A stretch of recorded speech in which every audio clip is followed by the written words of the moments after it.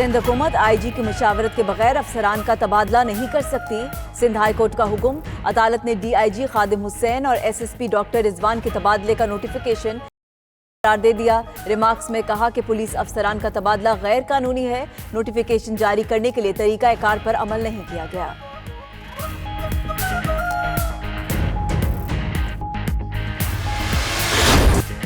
IG Sindh करीम इमाम की तब्दीली का मामला मजीद तूल पकड़ गया। सिंध हुकूमत का मामले पर अदालत से रुजू करने पर गौर। आईजी की तकर्री विफाकी काबीना से मशरूत करने को चैलेंज किया जाएगा। खैबर पख्तूनख्वा, गिलगित और इस्लामाबाद में आईजीज की तकर्री को बुनियाद बनाया जाएगा। मुराद अली शाह का विफाक को मजीद कोई नाम न भेजने का भी ऐलान। उधर आईजी सिंध कलीम इमाम आज इस्लामाबाद में वजीर आजम इमरान खान से मुलाकात करेंगे।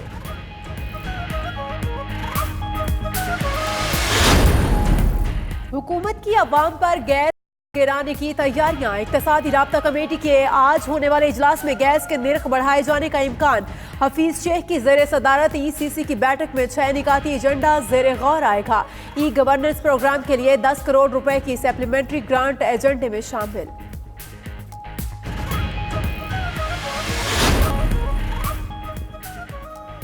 दोहरी शहरियत छुपाने पर फैसल बावडा की नाअहली की दरखास्त पर समाअत। इस्लामाबाद हाई कोर्ट ने फैसल बावडा, इलेक्शन कमीशन और दीगर फरीकैन से जवाब तलब कर लिया।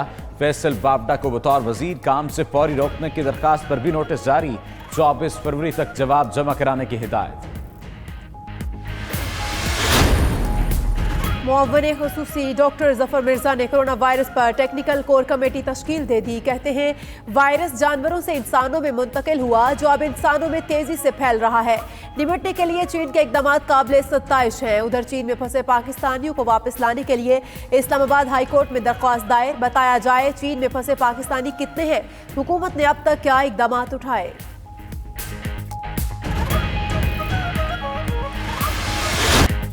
अवाम को बेहतर इलाज के लिए करना पड़ेगा मजीद इंतजार। सेहत इंसाफ कार्ड मिल गए मगर फाल न हो सके। हेल्पलाइन और सुपरवाइजर के बयान में तजाद। फोन पर कहा जाता है कि तकनीकी खराबी के बायस कार्ड एक्टिव नहीं हो रहे। सुपरवाइजर नुमान खान कहते हैं 50% कार्ड तकसीम होने पर ही कार्ड फाल होंगे। कार्ड एक्टिव न होने की वजह से शहरियों में बेयकीनी पैदा होने लगी।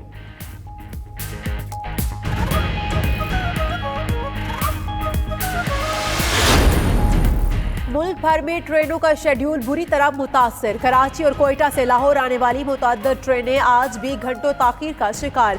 खैबर मेल 3 घंटे 57 मिनट, तेजगाम एक्सप्रेस 2 घंटे 10 मिनट लेट, पाक बिजनेस 5 घंटे, मिल्लत एक्सप्रेस 4 घंटे 40 मिनट ताखीर से पहुंचेगी।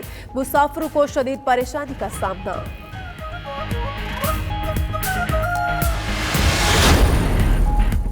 पंजाब के मुख्तलिफ शहरों में बारिश का सिलसिला आज भी जारी। इस्लामाबाद में गहरे बादलों का राज, वक्फे वक्फे से बरसने लगे। पेशावर में भी गुज़श्ता शाम से हल्की बारिश जारी। फैसलाबाद, मुल्तान समेत दीगर शहरों में आज धुंध छाई रही। उधर कराची में आज भी मौसम खुश्क रहेगा।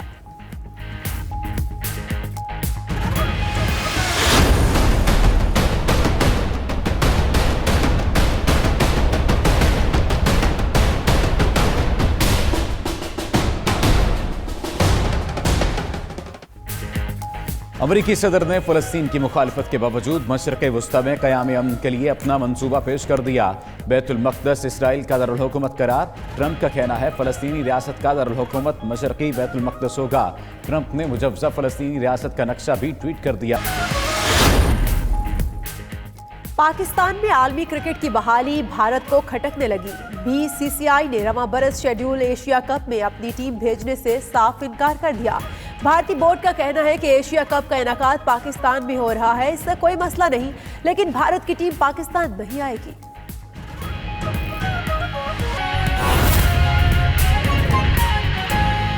की जो फैमिली है, जो ऑलरेडी नोन है और जिसके 4 किस्म के वायरसेस ऑलरेडी हमें पता हैं, ये 5वां नया वायरस है इस फैमिली का।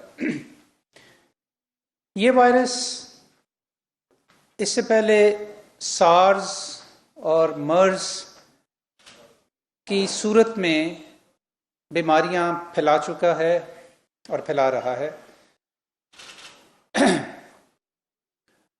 तो ये उसी तरह का उसी नौ का एक नया वायरस है। इस वायरस से जो बीमारी पैदा होती है वो बीमारी लोअर रेस्पिरेटरी इन्फेक्शन है, या आसान लफ्ज़ों में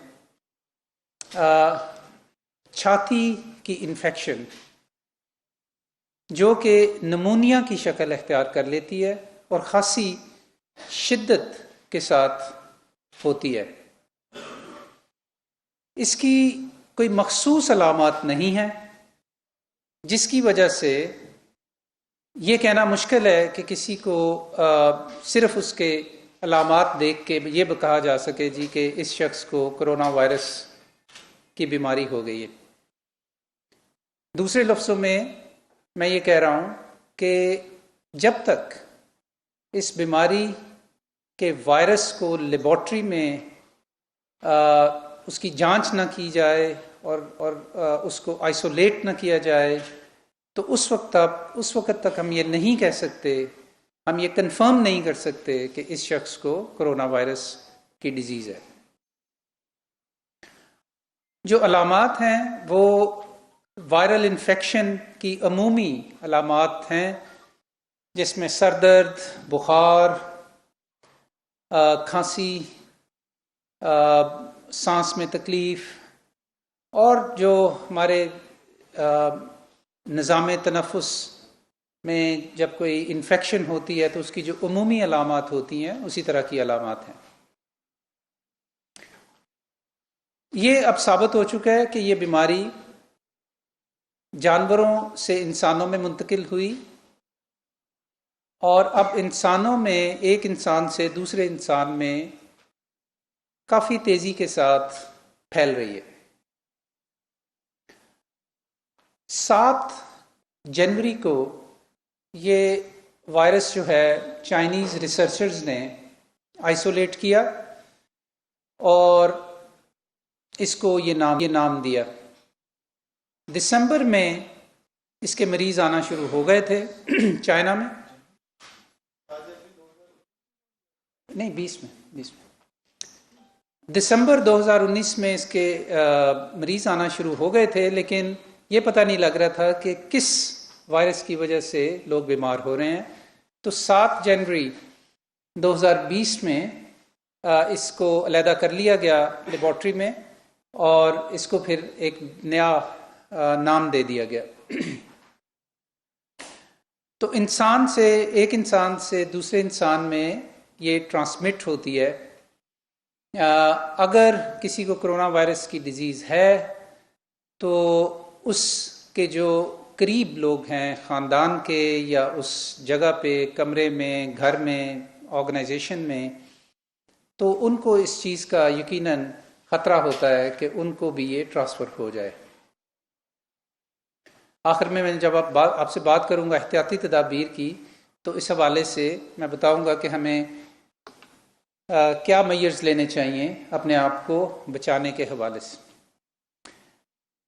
एक निस्बतन रिलेटिवली जो एक अच्छी चीज़ जो अभी तक के तज्ज़िये के मुताबिक सामने आई है वो ये है कि इसका फर्टिलिटी रेट जिसे हम कहते हैं, आसान लफ्ज़ों में, कि अगर 100 लोगों को कोरोना वायरस की डिज़ीज़ है और उन्हें नमूनिया जैसी अलामात हैं, तो उनमें से अब तक के जो रिसर्च है जिन मरीज़ों को ये हुआ है, उस रिसर्च के मुताबिक तकरीबन 3% लोगों में अमवात होती हैं। दूसरे लफ्ज़ों में मैं ये कह रहा हूँ कि अगर 100 लोगों को ये बीमारी होती है, कंफर्म हो जाती है, तो उनमें से तकरीबन 97 और 98 मरीज़ों के दरमियान लोग ऐसे होते हैं कि जो मुकम्मल इससे सेहतयाब हो सकते हैं या हो जाते हैं अब तक की स्टडी के मुताबिक। ये एक बड़ी निस्बतन अच्छी बात है इसके बारे में। गो के बीमारी में शिद्दत है, ये फैलती भी है, लेकिन मरने वालों की शरह बहुत कम होती है।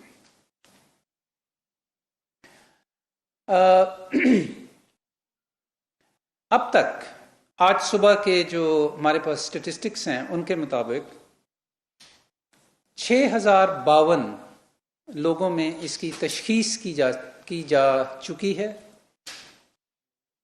6052